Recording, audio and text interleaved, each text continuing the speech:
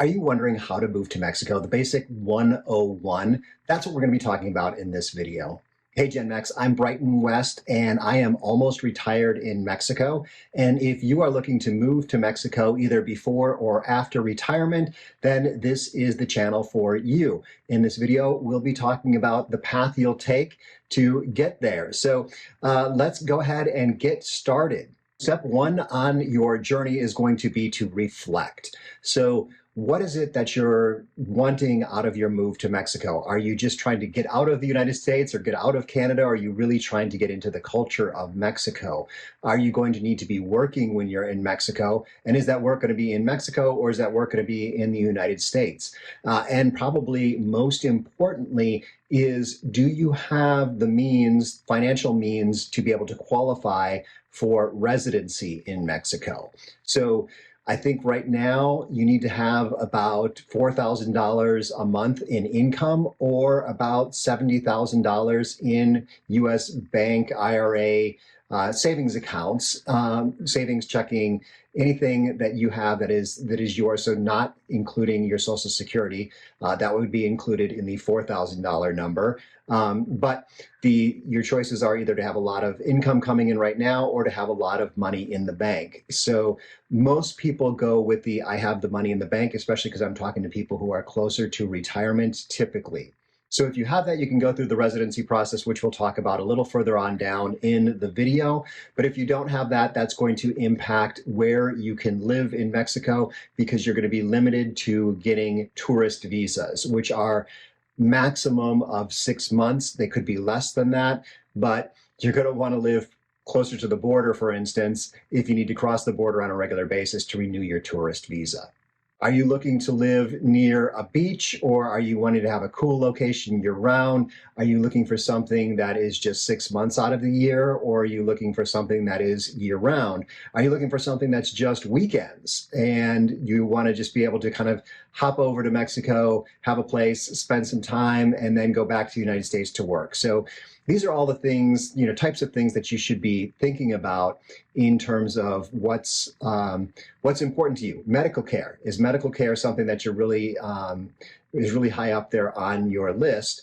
Then you're going to want to live in a bigger city that has access to better hospitals, for instance. And I wanted to mention that this video is in paid partnership by BetterHelp. Their online therapists are available almost anywhere in the world by phone, messaging, and video chat. If you're a follower of my videos, you probably know that I've worked with a coach/therapist through BetterHelp during my time in Mexico. She's in the UK and she's been able to help me with traditional therapy type things like coping with my depression, but she's also helped me more as a coach when it comes to things like planning and goal setting. If you want to give it a try, you'll get 10% off your first month if you use my code betterhelp.com/almostretired. If you need help planning and goal setting for your move to Mexico, join the 4 million people who've already used BetterHelp to start living a happier, healthier life.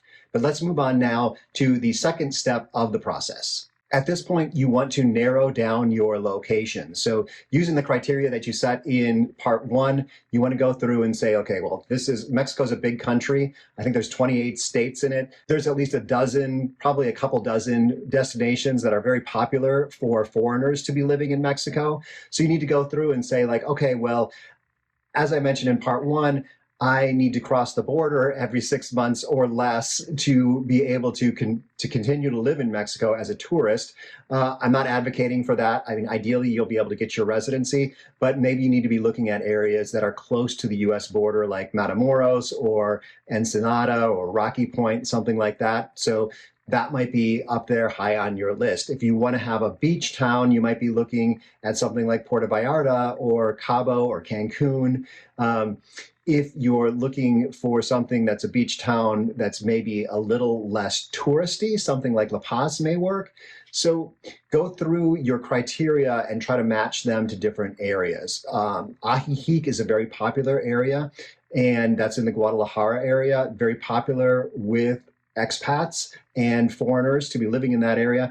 Also very close to some of the best hospitals in Guadalajara, some of the best hospitals in the country. So if you're concerned about medical care, that would be something to look at there.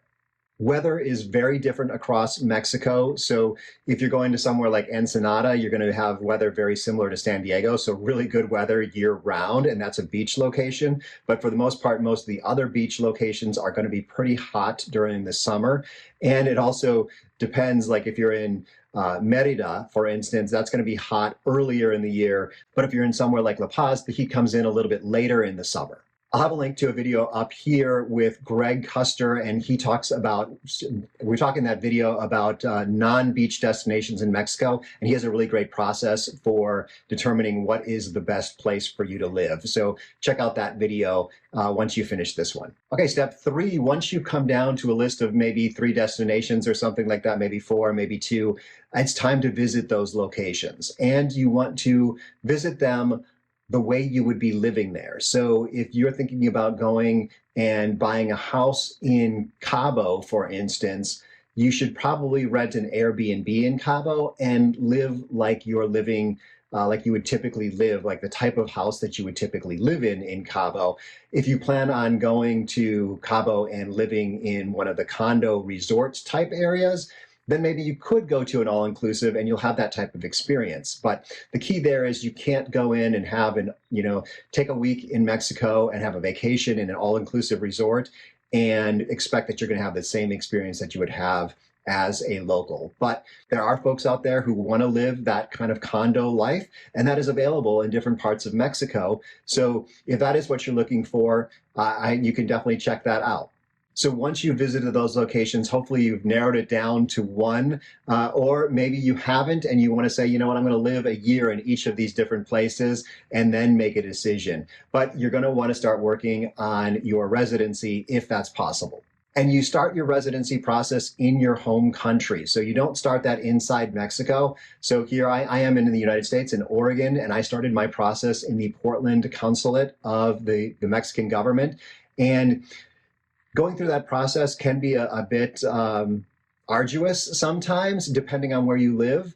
The Portland consulate used to be one of the easiest consulates to work with. You just kind of emailed Laura and she just handled everything for you. Now it's a lot more difficult. You have to schedule online an appointment. Sometimes it's hard to get those appointments. There is something called the Mexico Relocation Guide, which I do want to mention is I am an affiliate with them. And that is a good option for finding people in Mexico that can help you with this process. And most of those people are really familiar. They work with a lot of foreigners who are trying to get their residency in Mexico. And so they go through and they're a lot more familiar with what's going on at any point in time in any one of the consulates because they've probably had another client who's gone before you and they might know how to keep the process really smooth. The Mexico Relocation Guide not only has a lot of information about how to move to Mexico, but it has a really good directory of people that can help you. So ideally, you would find someone like a facilitator who is in the area you want to move to. So if you're moving to La Paz, you might grab someone from La Paz. They can help you on the ground in La Paz because the process has to be finished in Mexico. So it starts in your home country and it finishes in Mexico. They can help you. Usually in the United States, in the consulates, they're going to speak English, but in Mexico, they may not. In the immigration area, they may not speak English, so you'll need someone who can speak Spanish to go with you. And those local guides can be really helpful for that. So that's where you have to prove your financial. That's probably the biggest thing you need to show is that you're financially capable of supporting yourself, either with having an income over $4,000 or over $70,000 in the bank. Those numbers change every year and they actually change by consulate too. But that's kind of the range that you're going to be looking at. Now, if you don't have that kind of money, you're going to be in the or not camp here. That would be those people that might be living near the border or I know one person who I'm not sure of her residency status. I think she is a temporary or permanent resident, but she flies for work to Canada every 2 weeks. So she spends 2 weeks working in Canada, then she flies down and she lives in Mexico, and then she flies back and forth. So being a tourist, that might be something that's possible because of the way she lives. Also, if you're planning on only being in Mexico for a few months out of the year, maybe you're planning on being there for 4 months during the winter, maybe up to 6 months is the maximum you could be in Mexico as a tourist. But if you're going to be a snowbird, maybe you don't need to go through the residency process. So all depends on your exact situation. So this is where that road splits. And if you are going through the residency process, you need to finish that in Mexico. So I think you have about 6 months from the time you start the process in the United States. You have about 6 months until you cross the border. And at the border, you need to get, I think it's called a canje, and it's a stamp in your passport. So typically when you cross the border, either a land border or through the airport, they're going to stamp your passport. You need to make sure that you get it stamped, that they know that you're in the residency process. You don't want to get a tourist visa at the border. You want them to go through, and you get 30 days. So you'll get a 30-day window to then complete the process in whatever town you're going to. Now, it needs to be a bigger town, so it can't be something small like Todos Santos. It would have to be something bigger like La Paz, and I think Cabo also has the ability to process immigration paperwork there. Now, that would be a great time to work with one of those local partners. And there is, I think, a small fee at that point. You do need to have your fingerprints taken and some, biometrics, things like that. And they'll give you a card that says you are now a temporary or a permanent resident. Temporary resident is something that needs to be renewed every year for 4 years. Sometimes you only need to renew it once, and then they give you 3 more years. And then permanent residency comes after the end of temporary residency. And permanent residency gives you the right to come and go from Mexico whenever you want, and you can be in Mexico completely, no restrictions on you. The only thing is you can't be involved with politics if you're not a citizen. That seems to be the biggest thing that is different. Also, this is something that people typically have a question about, is owning land. So as a non-citizen in the interior of Mexico, you can own land. As a non-citizen along the border with the United States or along the ocean, I think it's 30 miles or something like that, 30 miles, 50 miles, something like that, you have to have a bank trust. So if you are a permanent resident, you're going to have a bank trust. Nothing complicated. It's just something that's handled through the real estate process, through the transaction. You have to pay $500 a year to maintain the trust, but it is a perfectly legitimate, legal, and safe way to own property in Mexico. But that is a difference between being a citizen and a permanent resident. I would guess that 95% of foreigners who are retiring or coming close to retiring in Mexico only go through the process to become a resident, don't go through the entire process to become a citizen. You need to speak Spanish. You need to know the history. There's a number of things that are harder, things that you need to do to become a citizen, and you get the right to participate in politics, you get the right to vote. But most people are very happy being permanent or temporary residents in Mexico. Now, I often forget to ask y'all to subscribe, so please do that. It really helps me out. And if you are already a subscriber, I would love this. I love it if you would share this video with your friends who are maybe thinking about moving to Mexico. Share this far and wide, because this is a great 101 kind of intro to moving to Mexico. So once you've completed that process, the next step is to find a place to rent to live. This is kind of the recommendation, is to rent first. And you might be finding this place. What I recommend to people is they start maybe with an Airbnb or with a hotel or something, just to get on the ground in Mexico. So I live in La Paz. So you want to get on the ground there. And if you're going to rent, and then you want to find a place while you're on the ground, you'll get a much better deal when you're on the ground than when you're working over the internet, only with people who list things on Facebook Marketplace, things like that. You'll get a much better deal if you speak Spanish. And if you walk down the street and you see a for rent sign and you call that number, it'll be a much better deal than if you're working online. So my recommendation, start out with a short-term rental and then get into a long-term rental. And you might want to get into a long-term rental that is a annual basis. A lot of people just rent in Mexico because rents are very affordable. And you'll have different choices. One thing is appliances aren't also always included in an unfurnished rental. So something to think about there is you're going to have to furnish the rental, but also install some of the appliances. But that's going to be the least expensive way to go, is to get an unfurnished rental.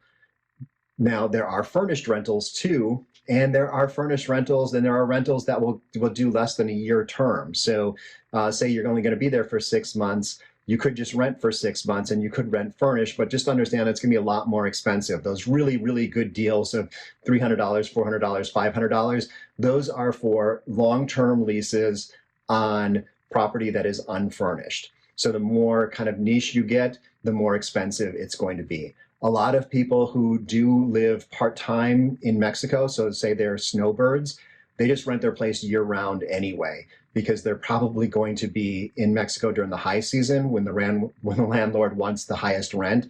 And by doing it annually and furnishing it, they're just able to get a much better deal from their landlord, because their landlord doesn't have to come up with a new tenant every year or every 6 months. So you're going to get a better deal if you want to rent long-term.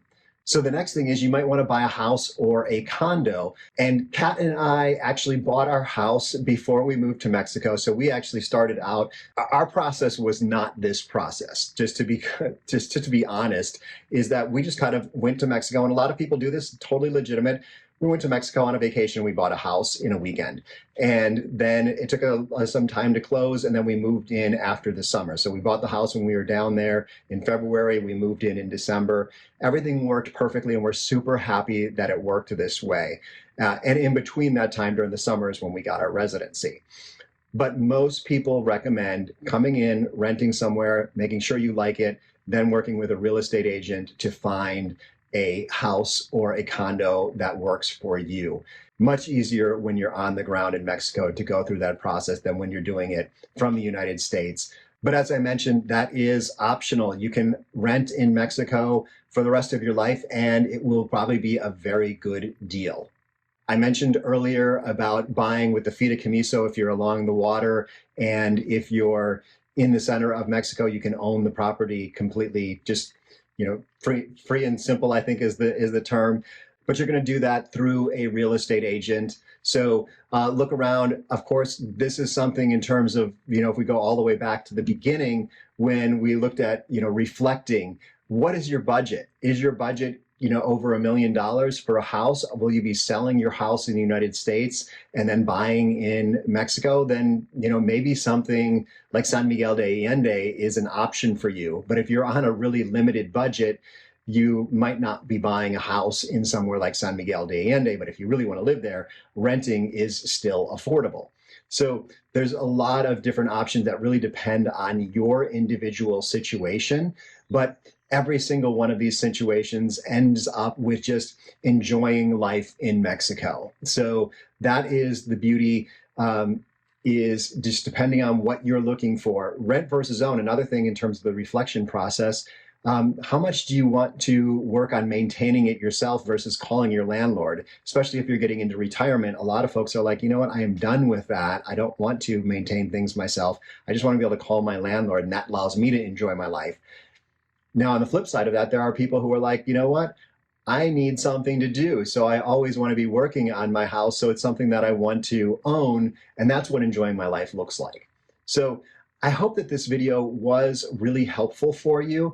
Make sure to check out the sponsor of this video, BetterHelp, betterhelp.com/almost retired. If you're looking for someone to help you with goal setting, help you with planning, check out the Mexico Relocation Guide. If there's something you want to look at their articles or get contacts for the different parts of Mexico, their guides are really incredibly helpful at helping you move through a lot of this process.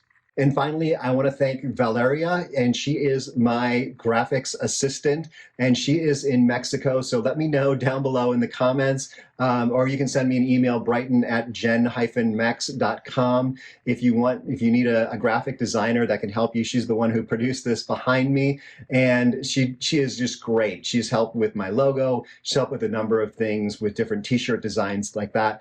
So I really appreciate her. And I don't know if you guys listen to the podcast Hidden Brain. They do at the end, it's called My Unsung Hero. And so for this video and for producing this graphic, Valeria is my unsung hero. Reach out to me if you're looking for a graphic designer. She would be great. Otherwise, I've got some videos up here that you can watch, some videos that are interviews with other foreigners who have moved to Mexico, and some videos down here that YouTube thinks are just perfect just for you. Thank you so much. Hasta luego.